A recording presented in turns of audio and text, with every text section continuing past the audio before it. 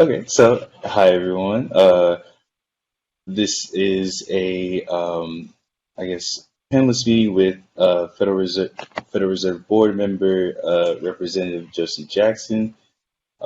She's present in the call. I'll let Jocey introduce herself as well.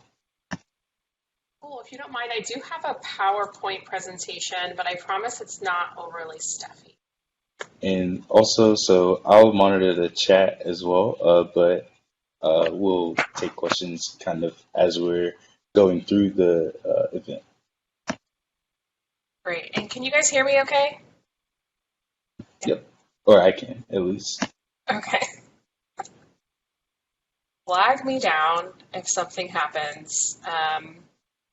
I'm used to having two screens, so another technical issue is that I didn't realize that I don't have a VGA on this laptop that I have to use, so forgive me if I'm a little out of sorts, but I'll collect myself. Is it cool if I begin? Oh, yeah, sorry. Great. Great. So Jocey Jackson, Outreach Specialist for the Board of Governors. All views expressed here are my own and are not necessarily reflective of my employer. So a little bit about me, and let me know again if you can't see that. I graduated during the Great Recession. Back in '08. I had what I thought was my life mapped out for me, and the bottom fell out from under. I moved home with my tail between my legs, not realizing that what was going on was something much greater than me, than really anything I could do at the time. But when you're 21, I don't know that you're able to see like the long-term effects of some of this stuff. Whereas my parents reassured me that I was going to be fine. I thought I was doomed to a life of retail and call centers. Luckily, that was not the case. So don't be disheartened with everything going on now. So after I graduated and I moved home, a friend of mine was like, hey, there's a program out in Madrid, Spain. You should come check it out, come teach English. And I did, and which was something totally not what I would do ever in my life, but I did. And I spent 2 years there, and it was really incredible. And sometimes I think like, wow, that was like a really great way to spend my early 20s. And if I could do it over again, I'd probably go sooner. So I definitely encourage students to travel as much as they can. So how did I end up here at the board? Definitely not on any sort of like radar of mine ever. But when I think back now, I realize that my whole life was probably set up to work in HR in some way, shape, or form. My very first job when I was in high school, I was 16. My father worked for a contractor out at the Kennedy Space Center because I grew up in Orlando. And he heard about how that NASA had this summer program job for high school students so you could gain exposure to the workforce. And, you know, my dad, being who he was, insisted that my sisters and I do this program, or at least apply, right? To give you a little bit of context, like my dad grew up in the South Bronx, very poor. My mother grew up in Central America, very poor. On my mom's side, I'm a first-gen college student. And my dad, I mean, barely had his AA. So in terms of like that knowledge, that deep knowledge of like how do you get to the next level in life, when my dad started as a contractor for the Space Center, like that was as far as his career was going to go. And as far as, you know, he was concerned, like he had maxed out, right, in terms of job prospects. But being, you know, their children, they wanted more, right? What else do our parents want for us but the best, and they want more? Keandre, feel free to interrupt me if there are questions in the chat or something happens, because I'm not necessarily monitoring. Of course. Cool, thanks.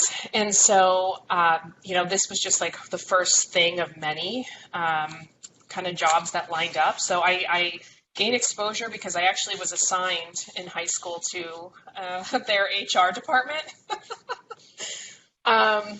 And, you know, I was privy to a lot of things. I interned the summer after the Space Shuttle Columbia came in, re-entered, and exploded because of that one tile. And I was part of a lot of efforts of like stuffing envelopes and memorabilia, but it was also part of conversations that I like had no idea would like actually mean something later on to, and I'm like, oh, they're all adults, but it later meant a lot more to me than that. And so I went to college. My parents packed me up. They sent me off along my way, and just gave me the best advice that they could, which was don't screw it up. And I had to figure it out. I had to figure out what was networking. I had to figure out my coursework. I had to figure out what to do when I failed a course my first semester, because it was also during that time where Florida got hit with like 4 or 5 hurricanes back to back. So I actually spent half of the semester at home, like repairing the house, not even on a college campus. Um, and really, it was just a lot of just figuring my life out. I was an RA. I had a work study in the library. I nannied. I babysat. I worked at a coffee shop. The hustle is, definitely real in me because those are the things I had to do to keep afloat during college. But that also meant that I didn't experience a lot of Greek life just wasn't something I could afford, and it was something I could participate in. I was almost an En-ROADS scholar. Now that I talk to the En-ROADS folks, I tell them, like, I almost took an internship, but I was so scared because I didn't know, and I didn't know who to ask, that I backed out. And that was obviously a bad decision, but I didn't know that at the time. But as an RA, I loved working with freshman students, right? Kind of helping them maybe better than what I was helped. And again, that's kind of that pull into this early talent space. So fast forward after Madrid, which was incredible, I came back, worked for a university in Central Florida, where I kind of say where my career really started. I started in higher ed. I worked in a office that was focused on global issues, human rights, human trafficking, Middle Eastern studies, environment, and global climate change. So again, just that ability to be exposed to a whole bunch of different, topics and ways of life that I had never considered before. And I had a small internship program. A lot of those students either wanted to focus on foreign service, CIA, FBI kind of jobs. So then it was, how can my office help connect students with professionals in those very specific industries so that they can then be successful, right? And that's kind of where my matchmaking process started. And then my husband and I moved to Atlanta in 2015, where I realized there was a whole other corporate side of campus recruiting. And that's kind of where I've been this whole time, in that early talent space. So to say I love it is an understatement, since I've been involved in one way, shape, or form since I was an undergrad, right? And so specifically at the board, what I do is I focus on our 4 Econ divisions. How can I help expose students who otherwise might not hear about our opportunities or feel like they're qualified for our opportunities? How can I help them gain that confidence and gain that insight into the board, to apply for an internship, to apply for a research assistantship, to apply for this PhD dissertation fellowship that I learned recently about. I knew about it, but I got a kind of a deeper dive recently. So how can I help do better in these areas? How can I help my organization do better? So I'm HR adjacent now. I'm not exactly in human resources, but I'm just kind of an intermediary, and I meet a lot of students and network with universities, and all that. And it's a lot of fun. I really love my job. So some of my interests listed here. I have a toddler. He's 2. He has been working with me throughout this whole pandemic. So I think his resume started 2 years ago. And so he should have no trouble finding work by the time he's 15. And just kind of a book I'm reading. And I don't really play Animal Crossing too often, but when I have time to play on the Switch, it's literally the only. You can find me on LinkedIn, Jocelyn Jackson. Email me. I answer that inbox personally. And then I started a Twitter, but I don't know how to tweet. That's fun. So let's dive into why you're really here. The Federal Reserve System, if you've taken a class or 2 about it, the Federal Reserve Act kind of gave us this opportunity to be in this gray space to really help drive key functions of the economy, monetary policy. We do a lot of economic research, payment systems, all supervision and regulation, all that jazz. So Board of Governors is the governing entity of the 12 reserve banks. So I did actually start out at one of the reserve banks. I started out at the Atlanta Fed, where I met Dr. Yu and Keandre and maybe a couple others of you on this call. And the opportunity came up to, this position came up at the Board of Governors, and I thought, you know what? I don't know that I feel qualified, but I'm going to let them tell me no. I'm not going to tell myself no. And it turns out I am. And not just because they hired me, because I had to, pull that belief out of myself as well. So this is where I sit right here at the Board of Governors. Cool space to be in. You can find all of our econ jobs specifically for students on our fedeconjobs.org. And I mean that for the entire system, so the board and the 12 districts.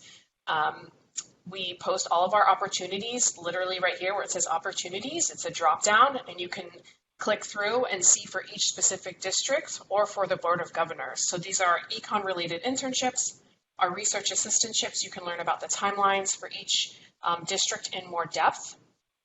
And then just kind of see these different spotlights of former research assistants. And these jobs are both full-time and part-time, right?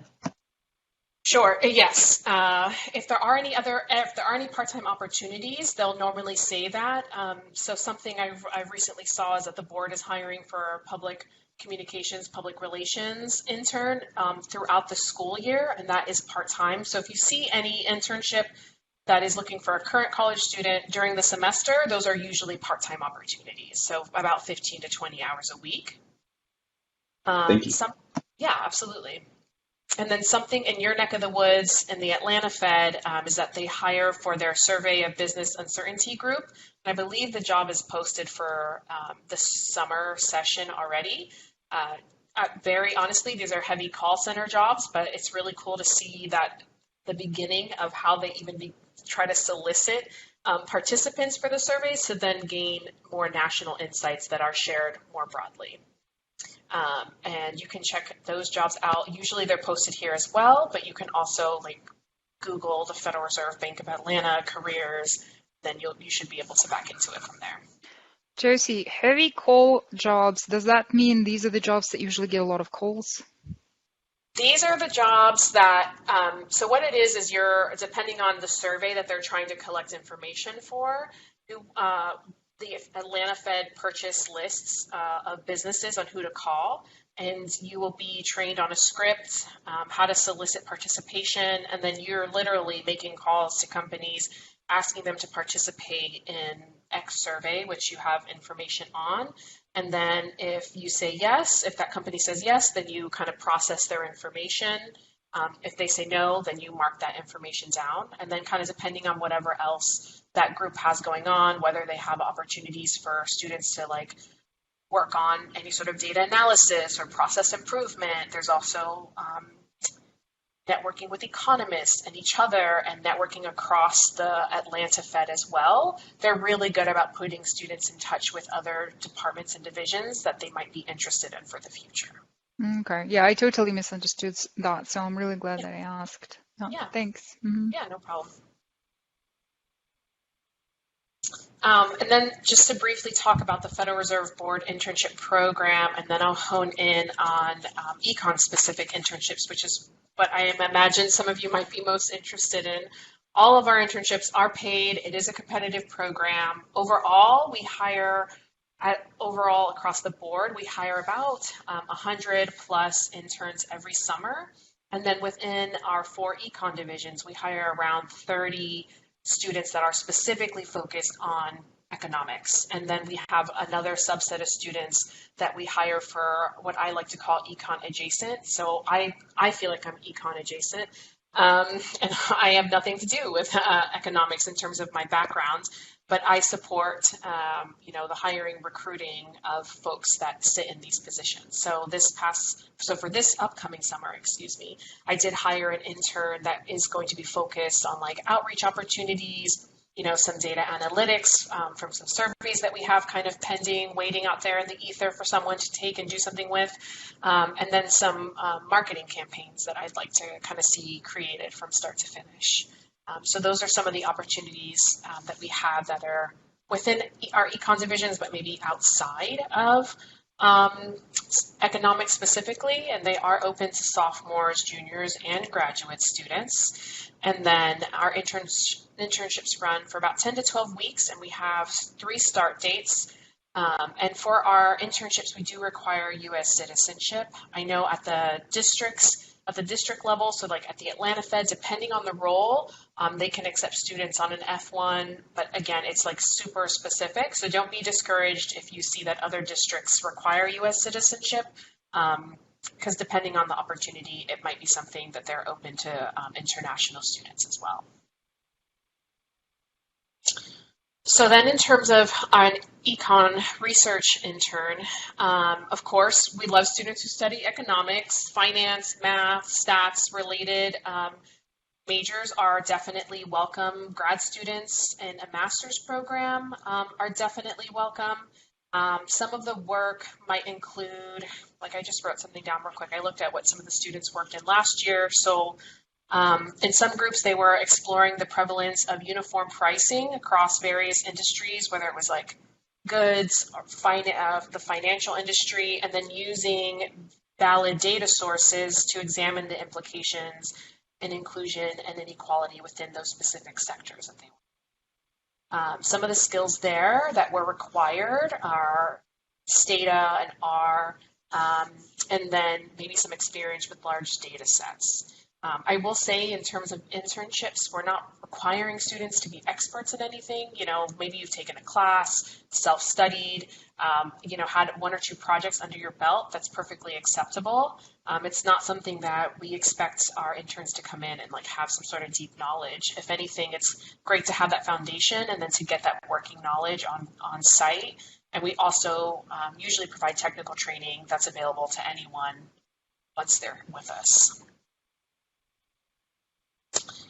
And once you're done being an intern, we love to convert our interns into our research assistants, which are usually 2-year full-time terms. You are considered a full-time employee. You receive full benefits, 401k, health benefits, tuition reimbursement, everything. The idea with the research assistant program is to give students who are interested or maybe on the fence about pursuing a PhD a real glimpse into what it's like to work in the industry. So that way you will hopefully feel encouraged to then pursue a PhD in economics. So some of the work, it's kind of broken down into policy, research, and production. So regarding policy, an RA, research assistant, might contribute to the design of stress tests. They might support work for various reports that are used and use modeling tools to support work on related issues. In the research realm, of course, you would assist economists with research projects on a variety of different topics, kind of depending on that section. Might be anything from macro and financial to, housing or, as any other kind of division or department. And then some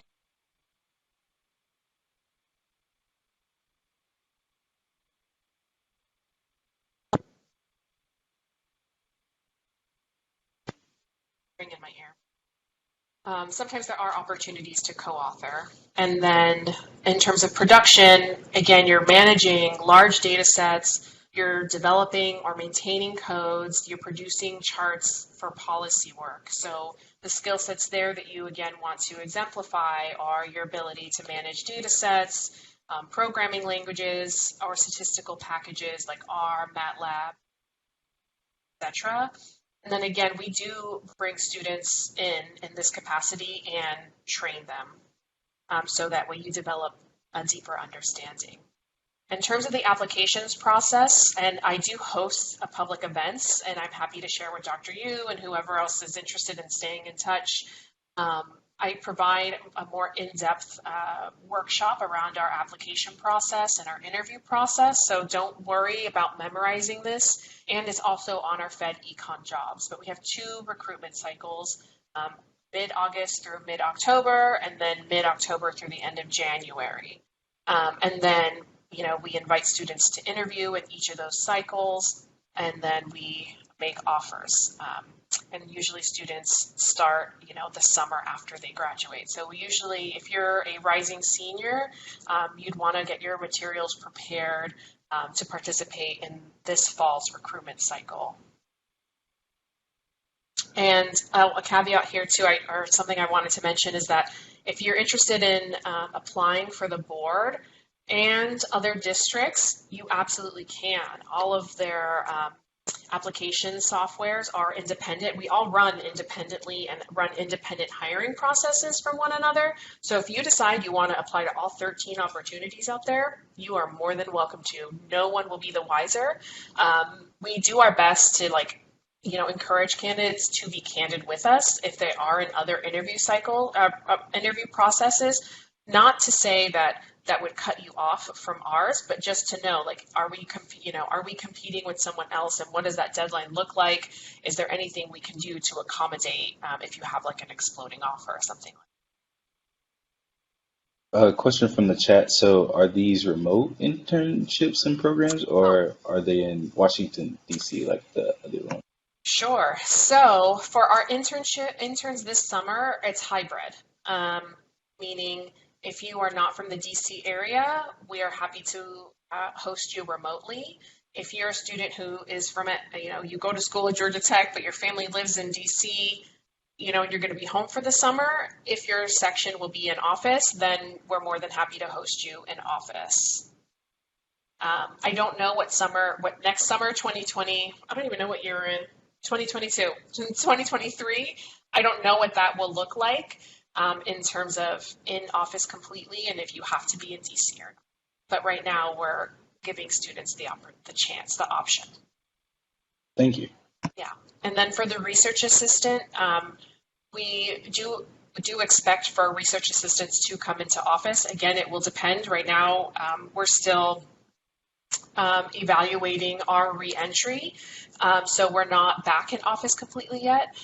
So for now, our research assistants are remote, and then they will, depending on how long of a term they have left, so if they're starting this summer, then they will be expected to come in, by an X date to be determined in the future.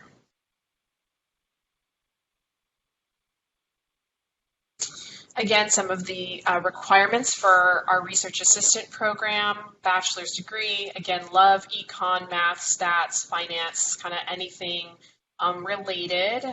We definitely look for strong communicators. We like students who are intellectually curious, who have any sort of previous research skills. So if it's something that you can pick up, while you're an undergrad, I think it could definitely serve you, not only just for the board, but for your, future employers as well. And then we do also require U.S. citizenship.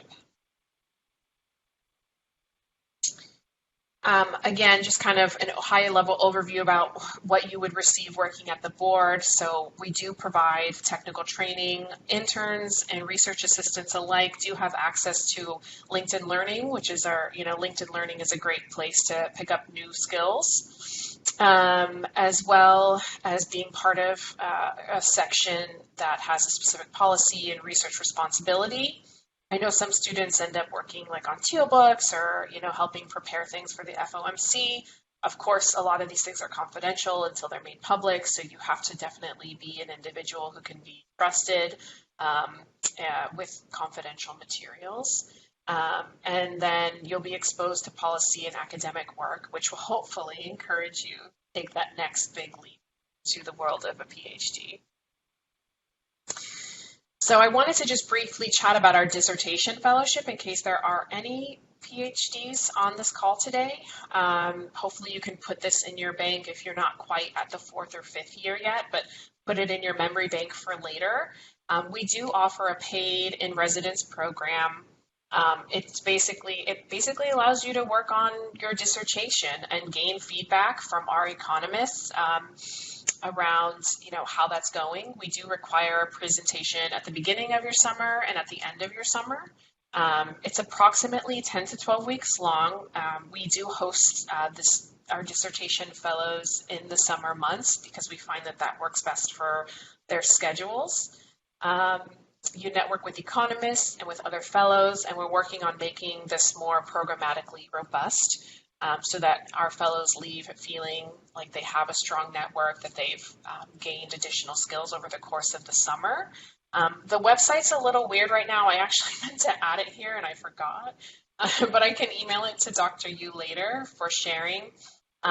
We are still currently accepting applications. I know the website says something about February 15th, but really March 11th is more or less the deadline. So we would need a CV or from your thesis, transcripts, and then 2 letters of reference. And then you would email those documents in. And again, I'd have to provide that. I don't know what I was thinking here. It's been a busy day. So clearly I did not update this as much as I wanted. So if you're a PhD out there, think about this. Okay.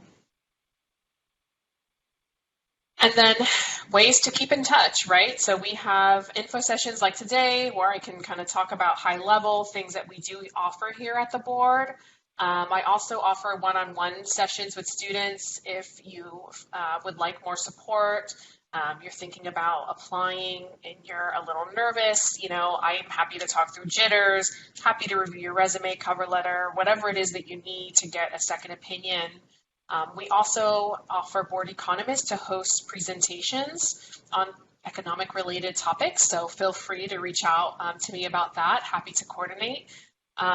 We also offer a coffee with an economist. So if you're, early in your career or your academic career, really at any point in your academic career, would love to link students up with economists to kind of chat about their life, their work, how they got to where they are, and again, just offer that opportunity to network. And then we have it's really an annual event. Well, more than an annual event. We host twice a year in the spring and fall, Exploring Careers in Economics. You can sign up using that link, and I've also shared it on my LinkedIn page. But it's an opportunity to learn, hear from economists, hear from research assistants across the whole system about their work, about what they're up to, whether they like the Fed, and just kind of we solicit questions and do our best to answer them during this session. Our next Exploring Careers in Economics is being hosted on March 22nd from 1:30 p.m. until 2:30 p.m. And then from 2:30 to 3 is an optional breakout session where you can just have a more personalized one-on-one group meeting. I say one-on-one group meeting, that's an oxymoron, right? A smaller group meeting to meet with different RAs and economists throughout the system as well. And then we have a Fed Ed program where we promote financial literacy to local high schools. I do believe we've been able to do this virtually as well since COVID. So yeah, those are kind of just some ways we keep in touch. Happy to consider other opportunities if there's interest. And I'm up for questions. So I know I have one question in the chat, and a few from my messages. But the first one was, is the U.S. citizenship only required for the RA position or program, or is it required for all internships as well? Yes, it's required for our internships and our research assistantships. Just the level of access of information usually do require additional background checks. Okay. Coffee with an economist since COVID has been virtual. In the past, it has been in person, but right now we will continue to keep that a virtual session. Okay. And then, so I had another question. So, like you were saying, with the exposure and sort of like connecting all the dots in between, like working and hurricanes and stuff like that, moving, all these kind of trials. Would you say like that is what led you to kind of doing what you love, and would you suggest that for students who aren't sure like what they want to do right now? Sure. Oh, goodness.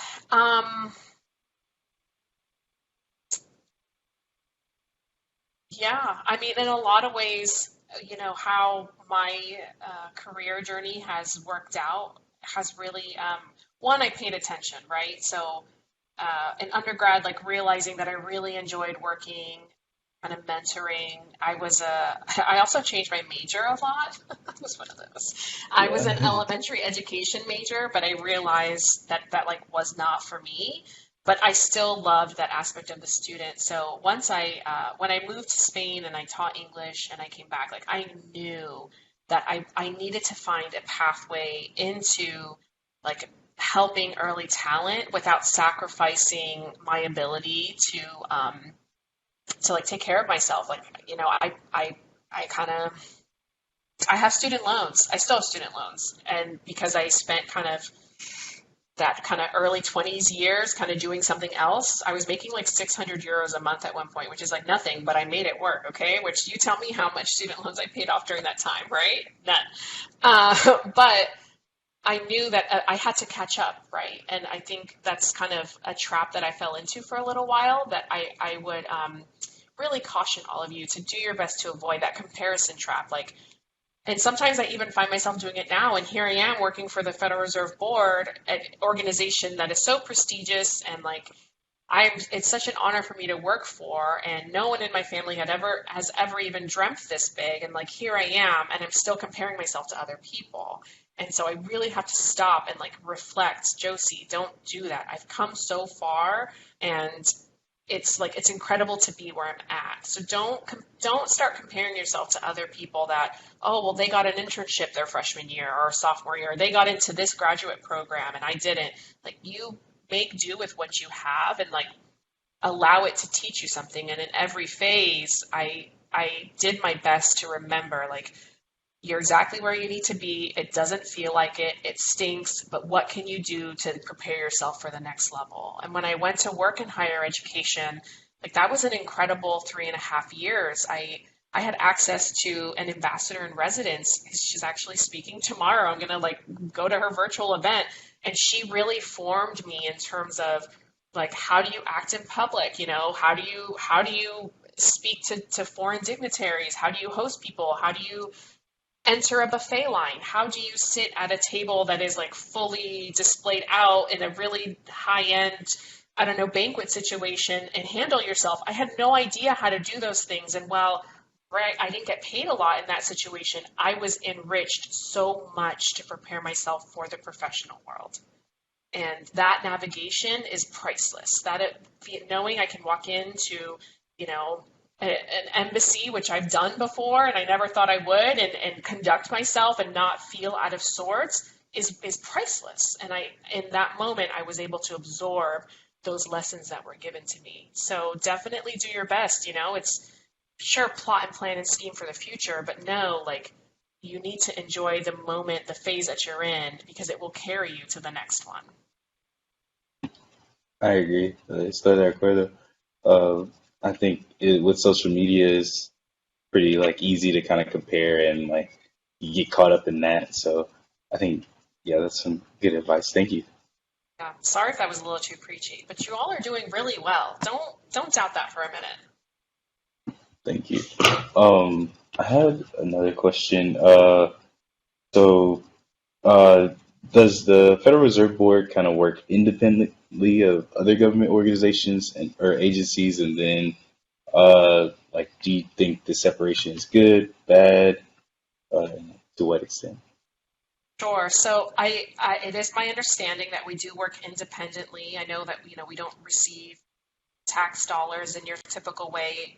We're not part of any sort of congressional budget in that way, although we are accountable for how we spend our money. And do I have an opinion on that? I I genuinely don't have an opinion on that. It still feels like government in terms of the speed at which I can, implement new initiatives or strategy. Uh, there's always a lot to consider. We have to make sure, like, are we doing right, by the public, by our mission, are we holding to our values? Like, those are all things that, as someone that works there, that I have to really sure that I maintain and ask for that feedback um, as well. So I don't know.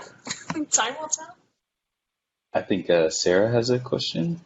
And there's also a question in the chat. So hang on, Sarah, real quick. Um, there are internships under all of the federal all the districts, you can go to Fed Econ jobs and opportunities, or the 12 districts share a kind of job page now. So if you go to one, you can search all of the district interns from that one page. So if you go to Federal Reserve Bank of Atlanta, click on careers, it'll take you to a Workday site, and then you can search terms, you can search by district. And I think Sarah, you're good to ask. All right. Thank you so much. I'm Sarah Gussman with the Oglethorpe University Economics Club. Thank you so much, Georgia Tech, for having us. But kind of going back to that previous question that you had, so do you think working at the Fed has a little bit less like bureaucracy involved than working at a different governmental agency? Goodness. I mean, so very honestly, outside of the Atlanta Fed and the board, my other only kind of similar experience is at a state university. And I feel like there are a lot of processes that I just have to be mindful of. I don't know that I can fully answer that honestly, because I don't have experience outside. Like I haven't worked for the Department of Homeland Security or Defense or a Foreign Service office, so I can't really. I don't feel like I can fully respond and give that comparison. If I were to compare it to the university that I work for, I would say in a lot of ways, like, sure, they're similar, right? You have to, like, you're stewards of the public and of public money. You have to make sure that the way in which you're spending it is correctly, that you're providing opportunities to all, access to all. And, that can feel a little sticky at the government level, right? It doesn't always feel as transparent. So how can we just do better at that? You hate my answer, Sarah. Sorry. No, that was great. Thank you. I think we have one other question in the chat. Sure. How important is networking at the Federal Reserve? I think it's extremely invaluable. I will say that there are certain districts that are better at recruiting early talent than others. Like the New York Fed has a really strong pipeline. We have a strong pipeline if it's specific to economics. I know San Fran has a strong pipeline, and these are like econ and non-econ focused jobs, because some of you might not want to dive into a traditional, right, a career in economics. So I would say, like, in those ways, like getting to know people within the district that you're interested in can be helpful for the future when you have a couple of years of work experience under your belt, right? And you stay in touch with people, and the right opportunity comes up and you can say, like, hey, do you know anything about this? Can you talk to me a little bit more about how your organization has evolved? So in that way, I mean, I think it's invaluable. Like when I worked at the Atlanta Fed, after I left, there was like turnover on my team because there were other opportunities across the different districts. Well, like now my manager works at another district. Well, I mean, obviously I want to stay in touch with her because she's great, but also I don't know what that could turn into, in the future, if it's something that I see and I'm like, hey, can you talk to me a little bit more about this opportunity, or can you, talk to me more about that specific district, because that is always interesting. And it's always good to have people who can kind of give you that insight, because, what if I went to go work for, I don't know, Keandre, like he's a terrible manager, or like his company is amazing. And of course, the more I learn about that, the more I want to like go work for Keandre and his cool company. It can really only help, and to get some of that guidance if you feel like you need that, right? I mean, because a lot of these people have been at the board, and within the system for a very long time, and they have very deep knowledge about their specific areas. And so, like, fintech is something really cool.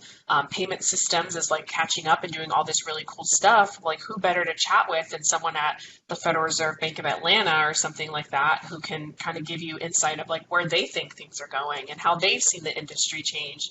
Like, how can that help you with where you're going? If anything, it'll also deepen your knowledge. I have a question about, like, can you compare a couple of things from the perspective private versus FRB, like private sector? FRB, obviously, and the system in general is very, very prestigious. The pay, is it competitive, comparable, and then the benefits? Like I know that the food in all the branches is like amazing. This is like, I could just work for food that you have there. It's like seriously, it's like the best lunch you could ever have. That's so funny. Yeah, but so that's the first question. And then the second one, in terms of your research, isn't your research organized kind of like academic departments? Basically, you have teams who are interested in doing certain things, and they have a range of kind of choices of what they can do, more or less, pertinent to monetary policy, obviously, some fiscal. But then in terms of like the choice of technology, the choice of programming languages, that could be quite broad as well, right? So I know that at least one student from Georgia Tech, he took a SAS course. So this is a pitch, right? I'm just pitching my course here.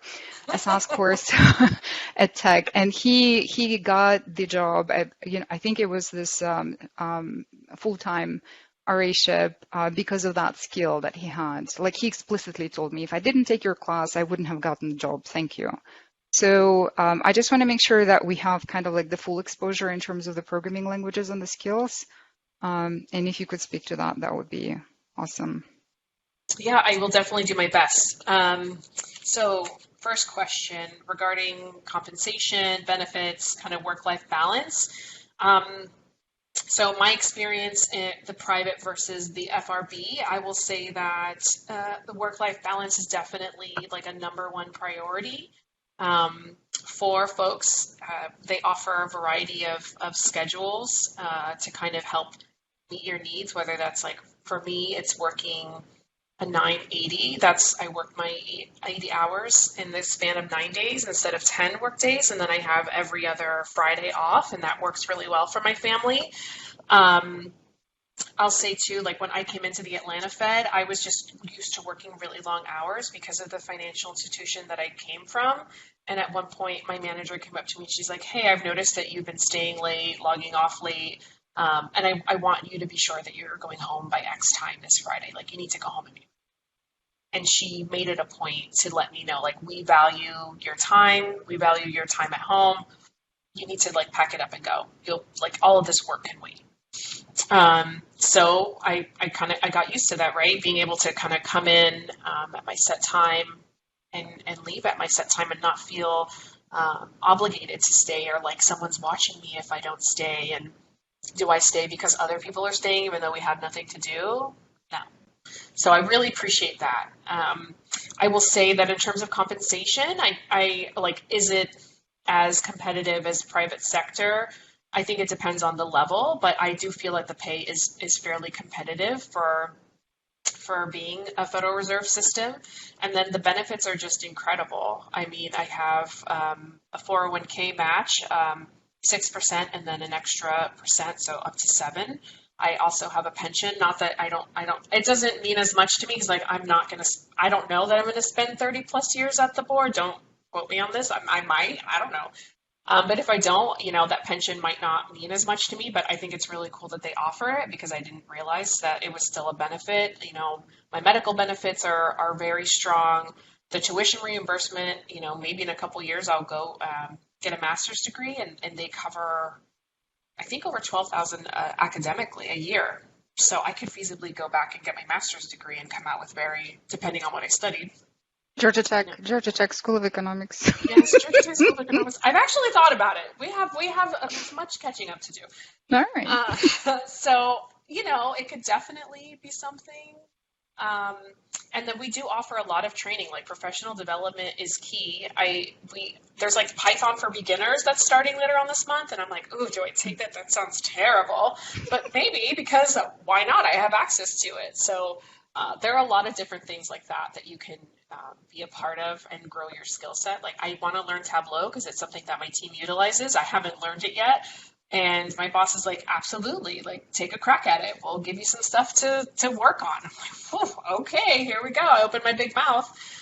So I definitely feel like it gives you that opportunity. And then in terms of like research, I dropped a link in terms of our Econ divisions. If you scroll all the way down on that link, you can meet the economists by their division. So it is set up more or less academically based on their interest. They are grouped together. So I sit in research and statistics, which is the largest economic division, and then amongst that we have sections, so specific groups that focus on different areas.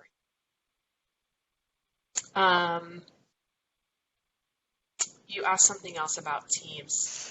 SAS, like the specific language, but I think you mentioned a couple. So Tableau, Python, and then, I just want to make sure that students have that on their radar. SAS is important. Okay. Yes. R Studio as well? Yes, we need R, MATLAB, Python, Stata. I've seen SAS. Yes, actually that was on something that we asked for the interns to know. SAS. So like it's not that students can't learn this, but the more you diversify your portfolio, the more, just the more attractive you're going to make yourself. Absolutely. Thank you. Take SAS courses. Yes. I had a quick question. You kind of touched on it by talking about the portfolio, but as you put yourself in more recruiting opportunities, like I can imagine it can get like pretty competitive with students, like obviously applying from different areas, things like that. And then like I'm sure there's times when it's like very, very like neck and neck. And when it's like that, is there like one or two things that you look for, like maybe like language skills or like something like outside the box that kind of breaks that tiebreaker usually? I will be very honest. So for the board, I'm not necessarily on the hiring committees, so I have not been able to sit in on that. I'm hoping in the fall I will, bust in more doors and be part of that. I mean, I would say definitely like any sort of skills. I would any sort of like econ related experience, right? Even if it's like a projects list of things that you've worked on in a class, like all of that counts as experience at the undergraduate level. So I would say like don't sell yourself short if it's like, oh, this was a group project and like maybe I should put it on my resume. Like don't hesitate, because that group project where you worked, in a specific program with X number of data sets, like that could really truly be the difference.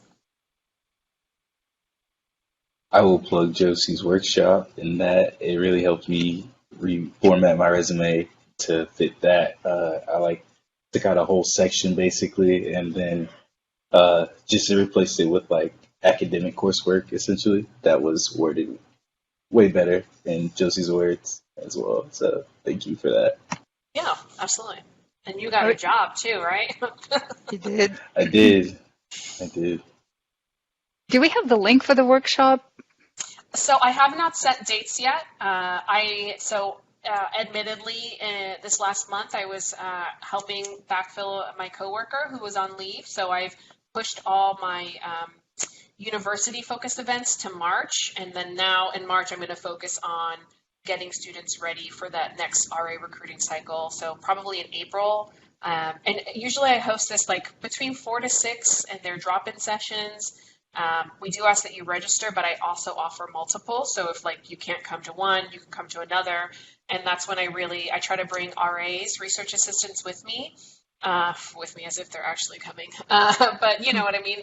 Where they talk, like literally we break down every piece that you need to apply. And then from their perspective, like why they included certain things, why they left out certain things from their applications, just to try to give you all some insight as to like their thought process, and they were successful in the process as well.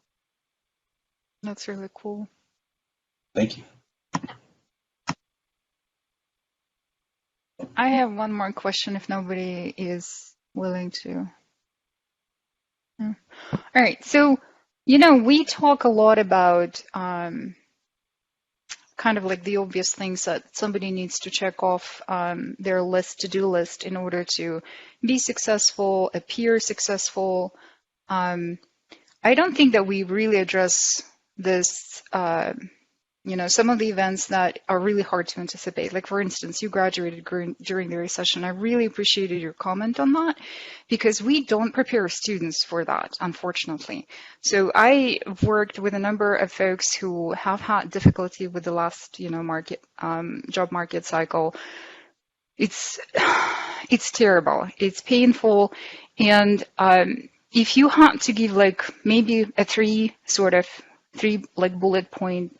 bullet points or pointers as to how what would you advise for students to think about or think through and kind of get through that really sticky point?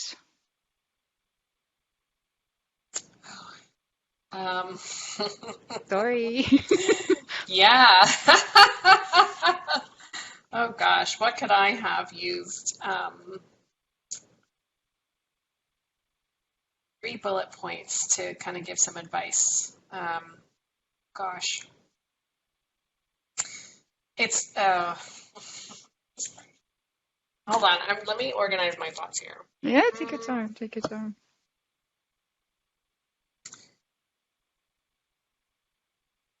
Okay, this is probably going to sound really corny to all of you guys, but it's okay. I love corny. I'm so into corny, especially now that I'm a mom. I'm like, let's go all the way. I would say this is where you need a network. So even if you just have one person in your network, you need to reach out to them and just gain some perspective. Hopefully it's someone who is working or maybe has worked, but someone who can kind of give you some guidance. And don't be afraid to ask for advice. Just know that the people giving it, at this point in my life, I know advice, like everyone's got like their armpits, right? Everyone's got them. So if you take that advice, great. If you don't, that's fine too. And then always end conversations with, like, is there someone else you can introduce me with or introduce me to, right? Because you want to grow your network. Don't be afraid to grow your network. And then just know that, like, whatever you're doing now, even if it's not related to what you want to do, like, your skills are 1000% transferable, unless you're like in medical billing and coding. And even then, that I feel like those skills are transferable. All of your skills right now, no matter whether or not you're in an industry that you want to work in long term, all of those skills are transferable. It's a matter of helping the recruiter and then the hiring manager connect those dots. And that these hard moments, like, they absolutely will pass. And no matter how many times you have to remind yourself that, like, it will. There are a lot of nights I cried myself to sleep because I thought I had done something terribly wrong I was in final interviews, like, I did everything that you were supposed to do at that time to get a job, and it all fell through. And I thought I had failed miserably.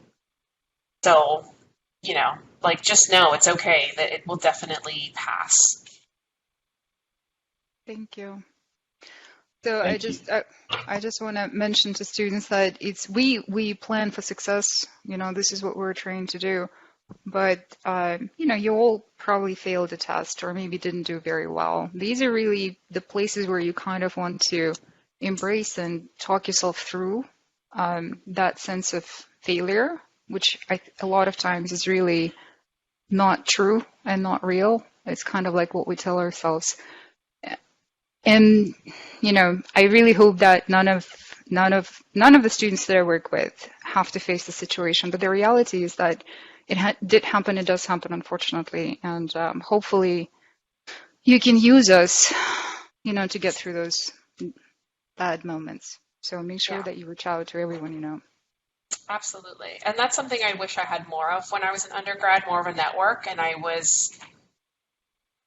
didn't know how to use one. So even if, add me on LinkedIn. So if you don't, do I have my LinkedIn here? Add me on LinkedIn and don't be afraid to reach out. I mean, whether it's now or in 5 years from now, if it's something I can help you with, like, just know I absolutely will. So even if in a year from now you're like, crap, this didn't work out for me the way I thought it would, who can I talk to? You can talk to me. And I'll give you another example of that. I was looking for a babysitter, and I met this wonderful young lady in the area. I relocated to Northern Virginia.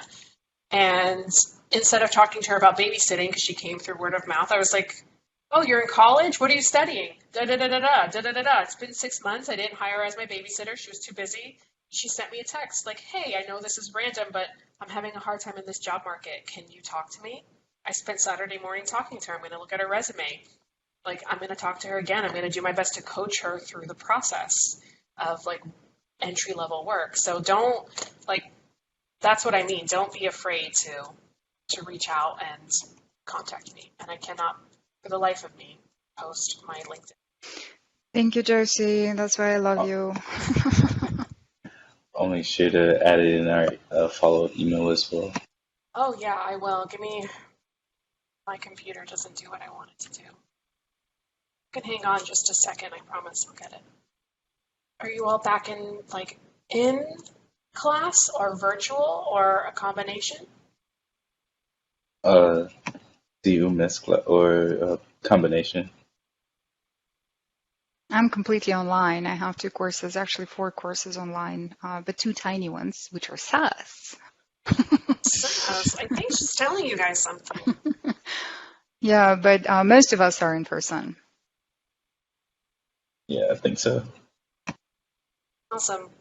Well, feel free to stay in touch.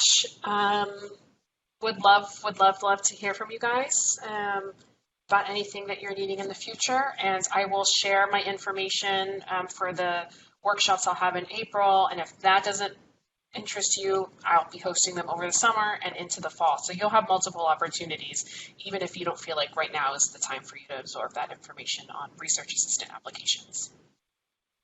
Sounds good. All Thank of you it. so much. Yeah, thank you so much. It was Have a really great good day, program. everyone. Or evening. Thanks. Thank We you. will be in touch. See you. Thanks.